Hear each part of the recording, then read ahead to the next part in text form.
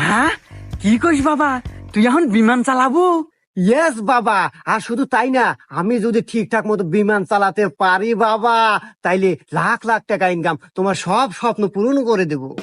হ্যাঁ, যাই বাবা, হুইনা খুব শান্তি পেলাম বাবা। কিন্তু বাবা, প্রবলেম একটা আছে।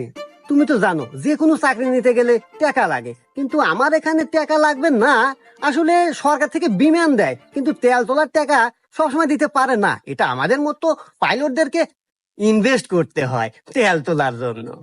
হ্যাঁ বাবা, জানি তো যে বাংলাদেশে যে কোনো চাকরি নিতে গেলে কম বেশি কিছু টাকা লাগে। তা বাবা, তোমার কত লাগবে বাবা? আরে বাবা, ঘাবড়ানোর কিছু নাই। এই মোটামুটি মনে করো 2 লাখ টাকা হলে চলবে। আসলে বাবা, বর্তমান যুগে চাকরি নিতে তো 15-20 লাখ টাকা লাগে। সে আন্দাজে তো 2 লাখ টাকা কমই আছে। কিন্তু তুই তো বাবা আমার অবস্থা বুঝিস, 2 লাখ টাকা আমার কাছে মেলা টেহা, এই মুহূর্তে তো গোছ না।